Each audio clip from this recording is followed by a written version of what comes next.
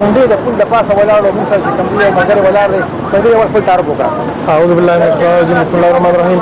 زما نوم سهیل اختر دی، د تحصیل شپ قدر سپروایزر ما د لوکل ګورنمنټ. دې ټیم کې مونږ راغلي وو څنګه چې تاسو ویلې مونږ د نورو ادارو په شانتي مونږ د لوکل ګورنمنټ ملازمین هم ټول زمونږ په ټوله صوبه کې سټرایک وو. دغه سټرایک د باوجود څنګه چې تاسو ته پته ده چې دا د یو نېشنل ایمرجنسي ده، دا سیلاب راغلی دی په ټوله پاکستان باندې، په سوات باندې، په بلوچستان باندې. دغه ساله زمونږ په دې شپ قدر باندې هم دا سیلاب راغلی دی. د ډیپټي کمشنر صاحب او د اسسټنټ ډایرکټر لوکل ګورنمنټ شبیر حسین صاحب په وینا باندې مونږ دې ترالو او ما خپل ټول چې څونه په ډسټرکټ 400 کې چې څونه زموږ سیکشن دي هغې د ویلي دي چې تاسو سره د نایب قاصدانو سره چې مونږ سره څونه چیرمنان دي، د ویلج کونسل چیرمنان صاحبان دي، مونږ سره کونسلران دي، هغې ټول په فیلډ کې دي.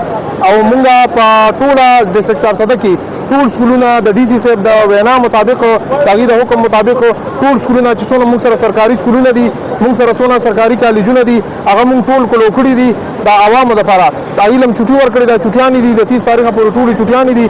او ټول سکولونه هم د دې متاثرینو دپاره، د سیلاب د متاثرینو دپاره چې کوم خلک د سیلاب نه متاثره شوي دي او سیلاب پرې راغلی دی په کومو کلو باندې، هغه مونږ محفوظ مقاماتو ته رسوو.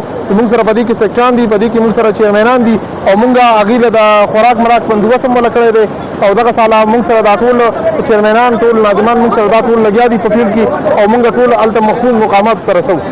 دا راته ووایه صاحبه چې دا حکومت ته طرفه د دې طرفه د دې لپاره څه د خیمو د کوپ پیک یا د ګاډو انتظام شته چې د ټرانسپورټ لپاره؟ او جی او په دې کې چې څونه د ناظمان دي هغې عمده ډیوټي مونږ هغې له ورکړې ده چې دا تاسو محفوظ مقاماتو ته ورسوئ.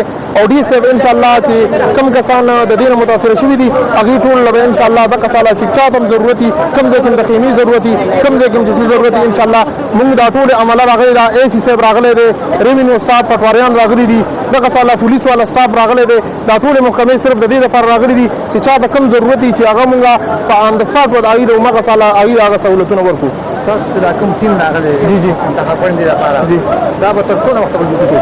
دا به جي د څو پورې چې دا سیلاب نه ختم شوی مونږ به د هغه ټایمه پورې دلته یو، که یوه ورځ وي که دوه ورځې چې څونه مې انشاءالله د هغې پورې به مونږ دلته یو چې د څو پورې دا سیلاب نه ختم شوی.